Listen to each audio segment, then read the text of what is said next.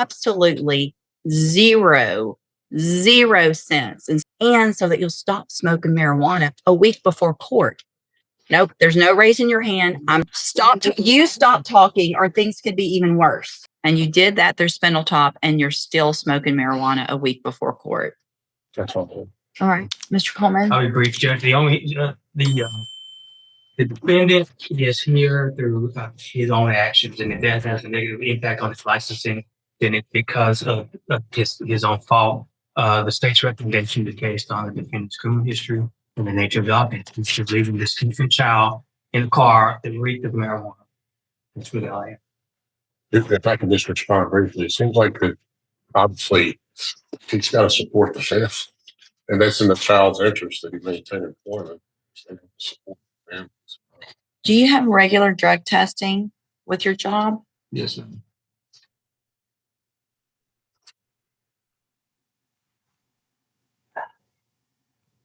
Would you pass a test today? No, ma'am. Why not?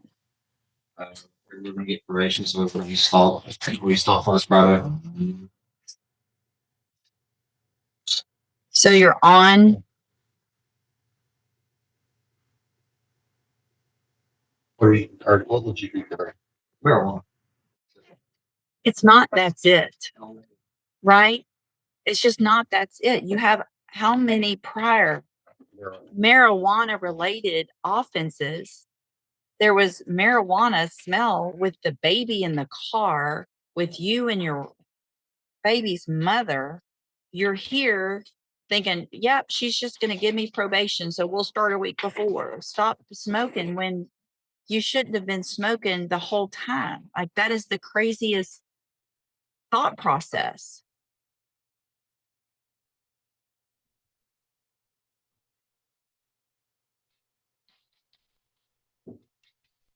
So all this talk about your job and how important it is, what if they drug test you? It must not be that important to you. It did. It's not. Clearly, it's not. Taking care of your family is clearly not a priority if you're still smoking marijuana, knowing that you could lose your job, knowing that you could go to prison, then there's something wrong with how you're thinking.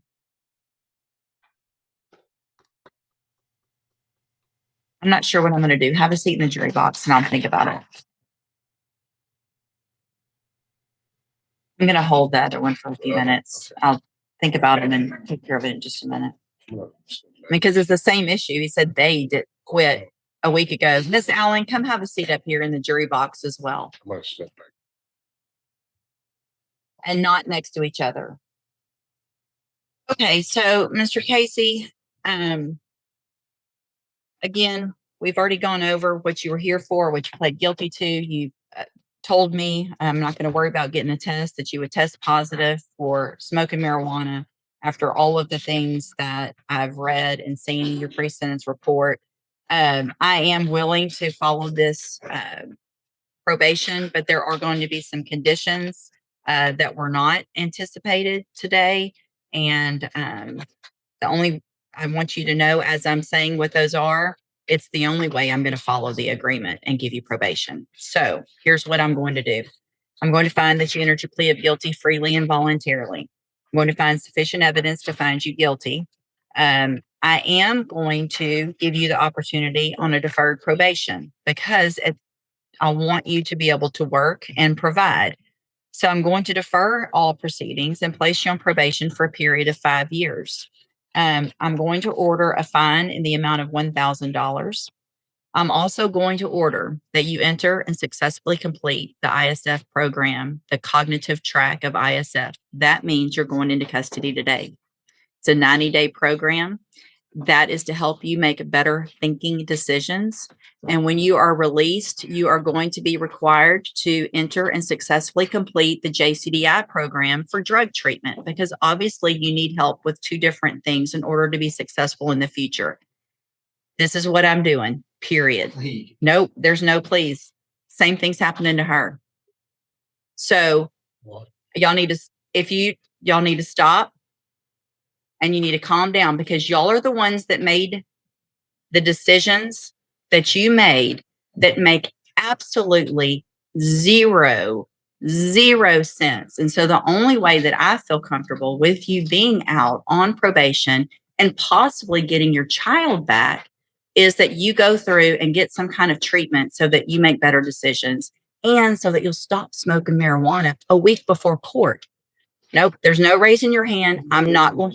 Well, then you'll have to get another one when you get out. And I hate that for you. But that, listen, you stop talking or things could be even worse. Listen, I'm not doing this to you. Y'all did this to yourself. You did this to yourself. I didn't do this. So I'm sorry for doing this to you. I'm giving you what I think is your best possible situation to be able to be successful. All right.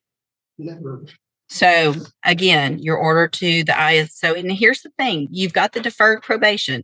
This is a program to help you do better. When you get out, you're still on a deferred probation. You don't have a felony conviction on your record. You're going to be able to be successful. And if you are, the case gets dismissed at the end and you don't have the felony conviction.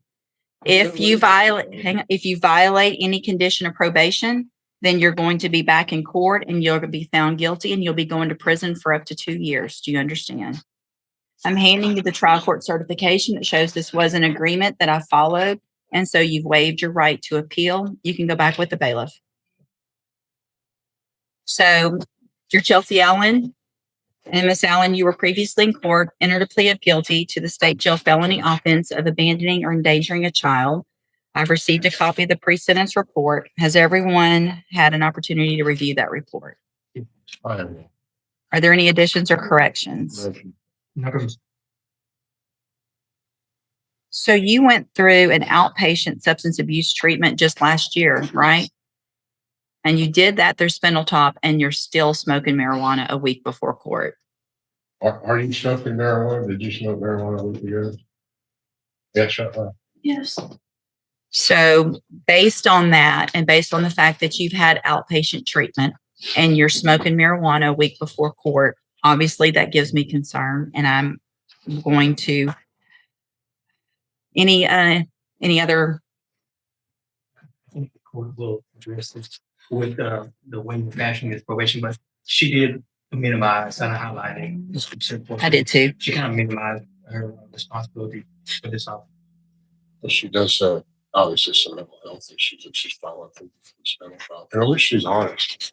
Well, and here's the thing. I mean, you can get some points for being honest, but you also have to make better decisions. And when you've already gone through treatment and you're waiting for a felony court and you're still making those bad decisions, then the only way for me to have any sense of responsibility, I think, to what I have to do and to the community and for your child and for you to be successful is to get you more intensive help than what you've already had. So I'm sorry.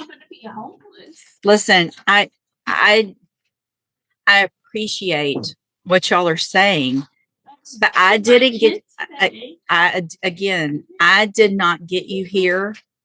I'm going to find that you entered your plea of guilty freely and voluntarily, find sufficient evidence to find you guilty. However, I'm going to follow the agreement and defer all proceedings and place you on probation for a period of 5 years. You're ordered to pay that $1,000 fine and you're ordered to,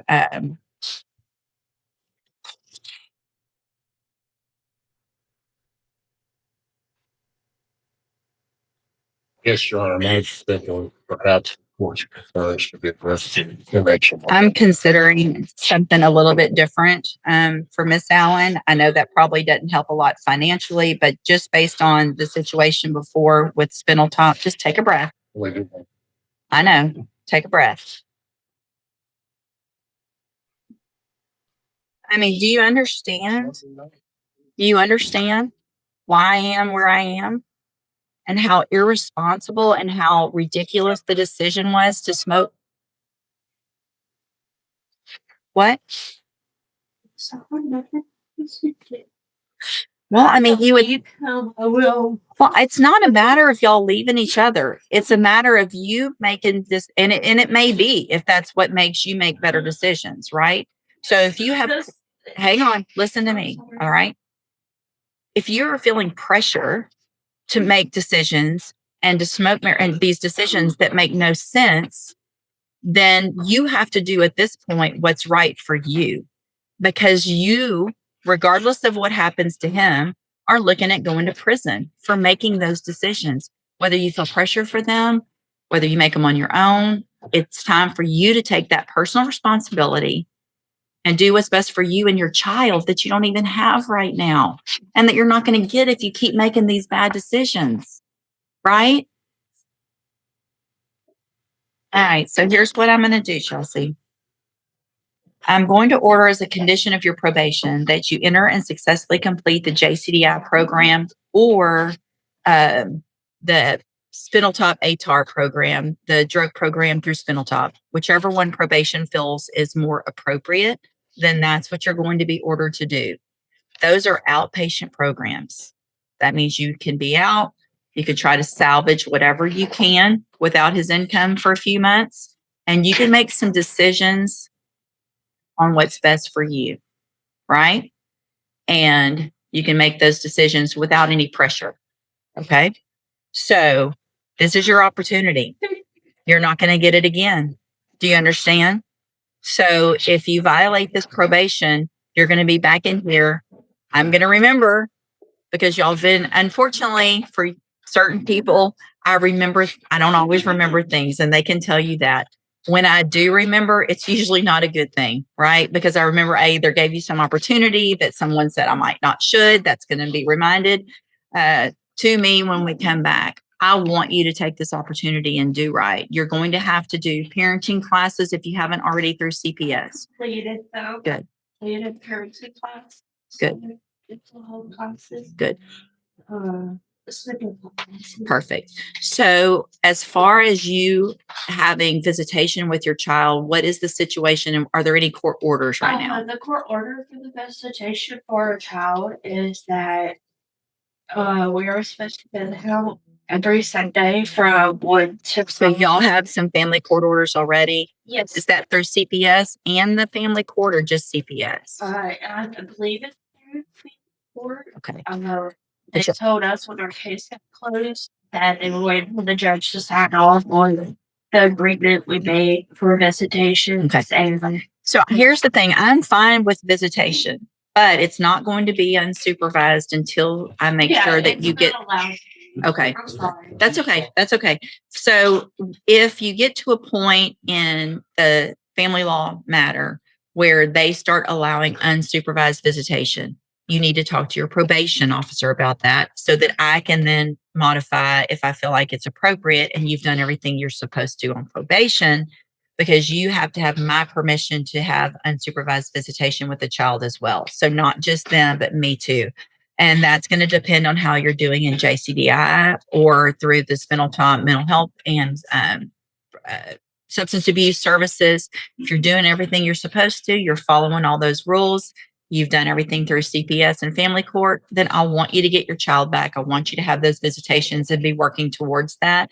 It's only going to happen if I feel like you're doing everything you're supposed to. All right. So this was an agreement. I followed it. You've waived your right to appeal. I'm going to hand you the trial court certification that shows this was that agreement. And so you have waived it. Anything else, Mr. Coleman? Okay. So again, Ms. Allen, I want you to take advantage of this opportunity, right? You make decisions. There's going to be, I'm sure he's very upset, but you need to make decisions for yourself right now with the opportunity that you're being given. Okay. All right. Have a seat. Probation. I'll talk to you when she's